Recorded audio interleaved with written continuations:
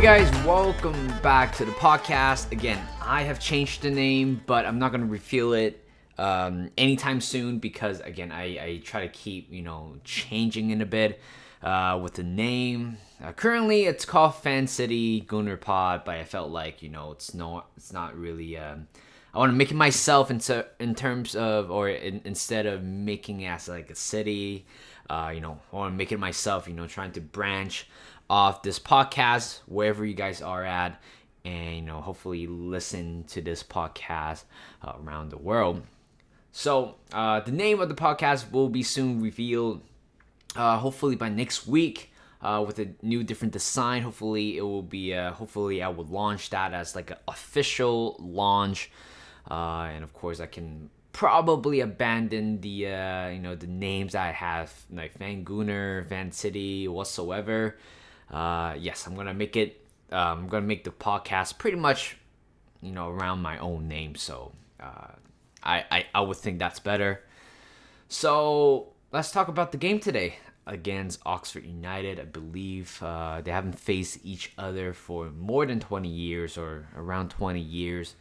And today, third round FA Cup. Of course, there were quite a couple of upsets in other teams. Over the weekend, of course, Chelsea lost 4-0, which means that Arsenal will be playing against Man City away at the Etihad Stadium on the 28th. Was it 28th? I think 28th of January. So again, it is going to be a big test.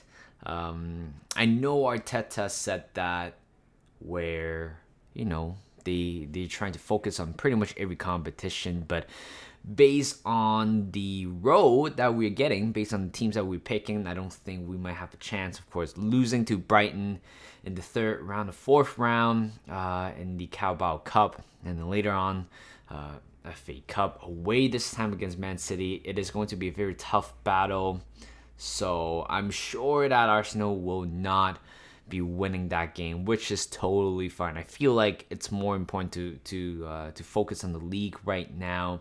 I think in terms of the FA Cup, it's something that we should focus on that later on, in a couple of years, because I feel like we're still in the middle of the rebuild, and with the lack of squad depth that we have, the lack of quality of the squad depth that we have, something which is nice to actually just kind of forget about it for the FA Cup. I know we are a record holder, I think 14 FA Cups in total, but I certainly do not see this competition as a main priority. Again, with pretty much where we are at in the league table so far, we are still 5 points clear of City. I think that one, it's more important than FA Cup. So even losing today against Oxford, I wouldn't be disappointed, but I felt like, we drew against Newcastle United last time out. So I felt like this game we should probably do a much better job, trying to redeem ourselves and finally winning our first game of 2023, which is honestly what a great way to start the year. I know we dropped points against Newcastle United, but again, that game was pretty much filled with just filled with a lot of frustration and disappointment around that, because we felt like we could have probably gotten away with a penalty, or should have gotten a penalty, two of them. But again, that video, I did explain it in terms of my opinion in the last one. So we're moving on to the Oxford United, which is, again, we are campaigning for the No Red campaign, again, which is a great awareness in terms of the violent issue in the UK revolving where teens or other people always get affected by the stabbing rate in the UK, which makes them a little bit more a very dangerous place to a lot of people, and a lot of innocent people lost their life because of just teen violence. And I felt like this is a great message for Arsenal to spread awareness overall about the issue, which is a very, very great touch. But in terms of the game right here, I felt like, I mean, with the starting 11, kind of expected that, to be honest. but the front three was a little bit surprising to me. I felt like it's either Saka's going to get dropped today, putting Fabio Vieira on the right-hand side, and maybe putting Martin Odegaard in the middle. And of course, we have Smith Rowe back in the lineup, not in the lineup, but on the bench, which is great to see him back. Another quality back from the injury, which is something that Arsenal really do need to. It's the quality of depth. But the back four, again, it's pretty much what I anticipated. From the left-hand side, you have Tierney, Gabriel, holding also Tomiyasu. And then at the back, and of course, Matt Turner returned to the to the starting lineup. Great to see him. I think he had a very great World Cup appearance. I think he was pretty much by far one of the best goalkeepers in the World Cup, to be honest. So it's great for him to actually get some of the minutes right there. And in the middle, we have El Neni and also Sambi Lakonga. Again, not a surprise.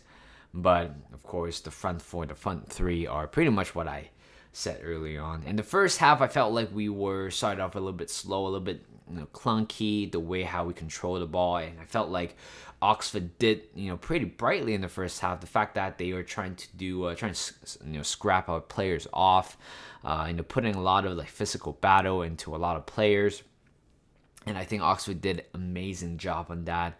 And of course, they were a little bit. And today, the funny thing is, I realized is that the fact that it was FA Cup, and there were no VAR today, so I didn't know how I feel about it, to be honest, because I feel like there are other games where you have VAR, controlling the game, and suddenly you have a game like this where against Oxford United, you don't have any VAR assistant behind the game. In terms of how I think about it, I think it's again, it shows like a lack of consistency. I felt like other games have the VAR but not Arsenal, which kind of makes it break a little bit. But at the same time, I will understand why, because again, Oxford is a League One side and they're playing at home, so I'm pretty sure they didn't really have the capacity to I don't think they have the capacity in terms of having a massive technology in there. So I get that, but it's either in the FA Cup you get rid of the VAR, or you just kind of get rid of the VAR in general, including pretty much all the leagues around the world. I don't know how long VAR is going to sustain in the league, or just in any of the footballing league. But I'm sure one day they are going to make some big changes to it. So, but then again, I'm not coming to this game. I'm not expecting Arsenal to of course I expect them to win, but at the same time I wouldn't be disappointed if they didn't really they didn't win. But of course, I think it's really all down to the rotational players. For example, Tomiyasu, Tierney, El Neni, Lakonga, Vieira. They need these game time to prove themselves, because other than that, in the league right now, with so much stake on us at the moment, I felt like they wouldn't really quite have a chance. Maybe a couple of them could make a few substitute appearance, but that was about it. But this game, FA Cup, it's pretty much where we kind of rotate the players in and out, which is again a very good thing. Based on what we have, what we're focusing on, I think not having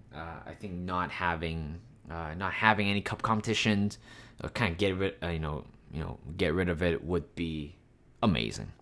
But first half was pretty much very dull, boring at times. I felt like we didn't really. I think we had 2 shots on target. There's a handball. I think it would have been I think if there was VAR, I think it would have been a handball anyway, because I felt like it was kind of. I think, was it Moore? I think Moore was kind of in the way. I felt like it would have been a shot on target. I don't think Congo would have scored, but certainly I think that was a penalty, to be honest, in my opinion.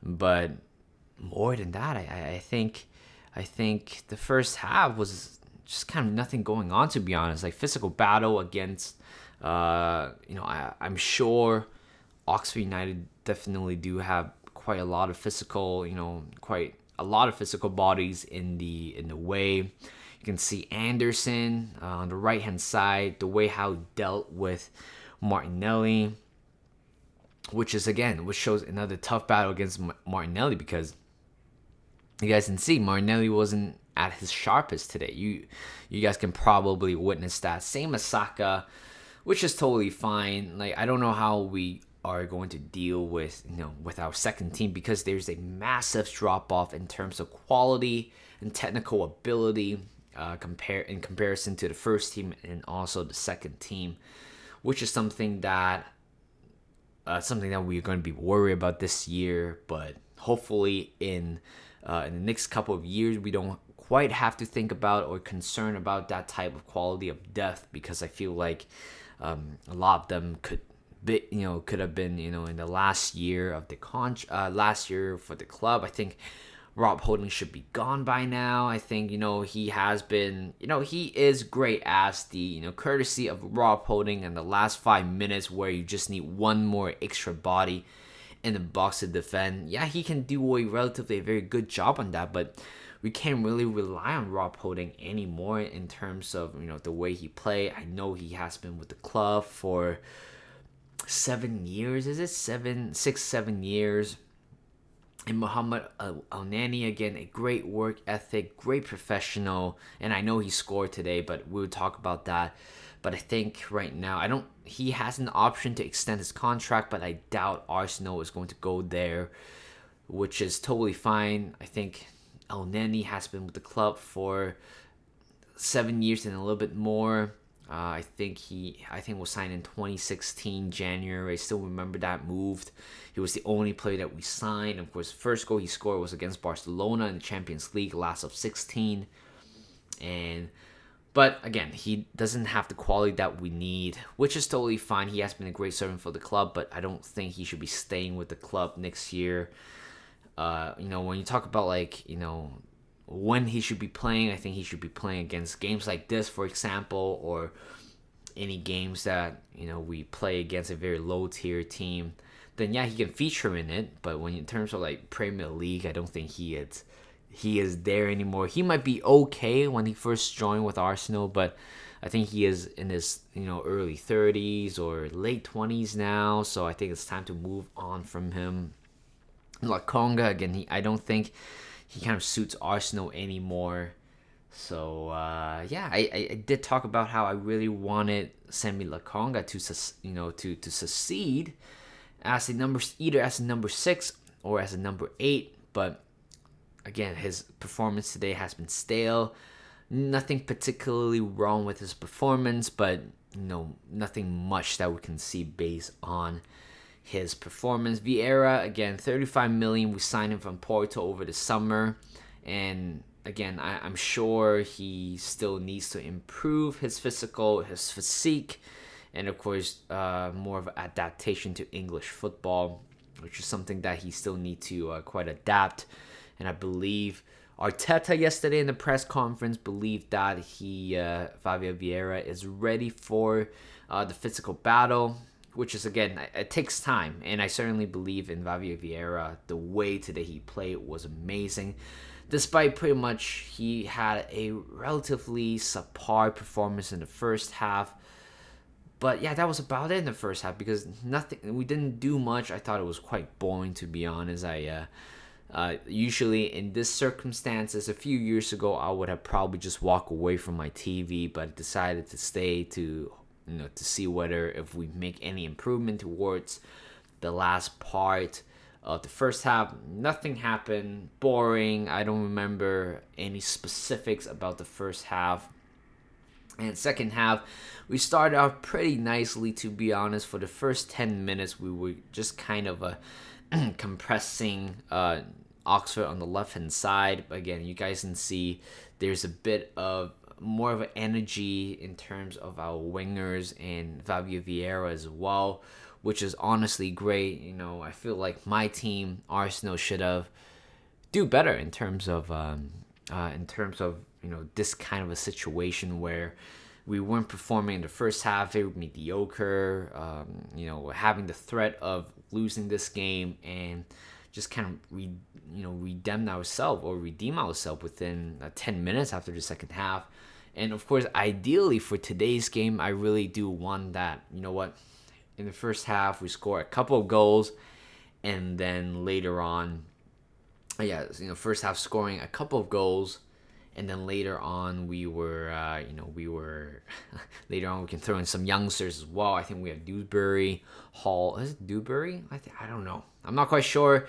Cozier, Dewberry, and Neri is also there as well, which is and Neri. I don't know how you pronounce his name, but there are quite a few youngsters were in the squad today, and I thought it would be a great opportunity for them to kind of show us what they can offer.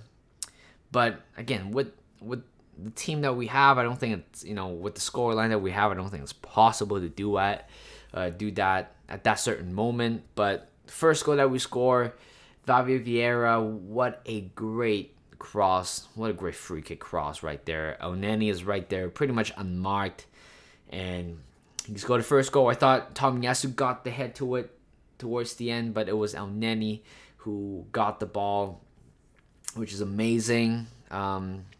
And then later on, we kind of got the momentum going. Fabio Vieira to Nketiah. What a great pass by Fabio Vieira. Finally, he woke up after the second half, and certainly for me, he was the man of the match for today's game. And who else? Yeah, and then the second goal was amazing. Just perfectly weighted pass. I thought it was offside for a second, but, again, it really relies on, the on-field referees to judge, but it turns out it was good. It was fine. And Nketiah goes around the goalkeeper, puts it into the empty net, and we make it 2-0. And Eddie Nketiah again scoring. Today he scored 4 goals in the last 4 games. Again, showing a great conversion rate. At the same time, which makes Arteta, the upper board, or even to all the Arsenal fans, that we don't have to be worried about with the Jesus absence, because we still have our goal scorer in the back right there. And later on, I think Eddie makes it 3-0. Martinelli, good weighted pass, but then there's like a slow mo towards the end of the highlight, or towards that goal. It would have been an offside based on what I saw, but you know what? I'll take without the VAR today, because I felt like the third goal would have been ruled out. The games would have been even more difficult. But Oxford, shout out to them. I think they did an amazing job in the first half, but second half was just kind of purely based on quality difference, and that's how we win this game. Emil Smith Rowe back in the game. I think he played roughly 20 minutes. Again, still a little bit rusty, which is totally fine. I thought he scored with that deflected goal, or deflected shot. It would have been an amazing way for him to get back into the game. The last time he played was 4 months ago against United, which was honestly a very long time ago, and we're playing against United in a couple of weeks. So we need Emil Smith Rowe to probably play at least a game in the under 23. I feel like we need that sharpness from Emil Smith Rowe once again. I know he is, it was a long way for him to go, but certainly I do believe that he is going to be an integral part of the squad. Hopefully by the end of the month, where he felt more comfortable, he is back to the player that where he was compared to last season, because by the end of the month we are going to have very tough fixtures. We are already having a tough fixtures already, but we can't really rush him to do anything, to be honest, really based on his own pace. But you know what, honestly, anyway, it was a very good game today. But other than that, we had quite a bit of a news. There were a lot of news today for some reason. I know it's not non-Arsenal news related, but Gareth Bale has announced his retirement from club and country football, and what a great achievement that he had. I remember he scored that bicycle kick against Liverpool, I think 3-4 years ago. I was watching that. I remember that game. He was amazing. But unfortunately, towards the last part of his career, just kind of being, falling out with Real Madrid in general. But I would still think he is still the legend in Real Madrid. And of course, if he stayed in Spurs, I think he would still be a legend for Spurs regardless. And we have a news today that Nketiah Mudryk is on the verge of agreeing a deal with Arsenal. Can you believe that? Because I got news, or I was on Twitter last night. In the middle of the night, I was looking at the Twitter feed. João Felix apparently on a verbal agreement, or Chelsea is on a verbal agreement with Atletico Madrid, and somehow João Felix is convinced with the project, and he decided to go to Chelsea. Again, I thought at one point we are getting both. We're getting both João Felix and also Mudryk. But at the moment, I am going to take Mudryk. And based on the news that we have, the first news that we got was João Felix is on the verge of going to Chelsea. Good for him, but if he thinks that Chelsea's project is more attracted to him, sure. Chelsea, it's in a mud right now, out for 2 competitions already, and at the same time sitting at 10th in the Premier League. That's certainly not the type of project that he's looking at, or maybe he's looking at a different project, or he's seeing something else. I don't know, because I felt like it was kind of odd for him to actually agree a deal with Chelsea when you think of for your to improve your quality, to improve your game. I feel like going to Arsenal would be a much better choice. But if he's not convinced with Arsenal, then sure. We don't want to take players that are not convinced with our project. We want players that want to play for us. Nketiah Mudryk on social media keeps flirting with Arsenal, keep showing his affection towards the club, keep showing that he wants to play for Arsenal. We want players like that. We want players that wants to play for Arsenal instead of, for example, last year, Vlahovic. Total dickhead. I don't know, is it him or the agent, but it was a very, very poor bits of business towards the end for Vlahovic. And apparently, I think Juventus are in a turmoil at the moment. So you know what? At the same time, I'm kind of glad that we didn't get Vlahovic in the end. I wanted him to taste the medicine. But Nketiah Mudryk, it's on the verge of joining Arsenal. It's just in terms of the way how we want to proportionate the transfer budget or the transfer fee at the moment. But I don't know. I'm just seeing this on Twitter. Hopefully it's going to be announced very soon, because we definitely do need him in the Spurs game. I know he might not be starting, but having an additional body, an additional quality player right there would be amazing. But at the same time, that's the only player that we are going to sign. I don't hear any other news about I don't hear any other news about other players at the moment. Danilo from Brazil, apparently Forest launched a 18 million bid on him, but Arsenal apparently are not interested at the moment, or may not be the priority.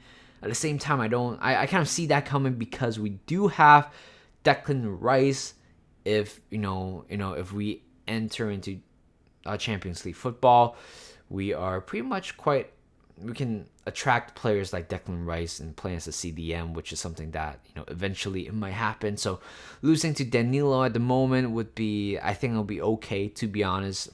Personally, not affected by that, but I think right now we are, as all Arsenal fans, we are definitely very, very manifested with Mikhail Mudryk, and hopefully in the next few days they are going to announce a signing, because I really do I know we're not going for 2 players, but at least we need 1 player coming in.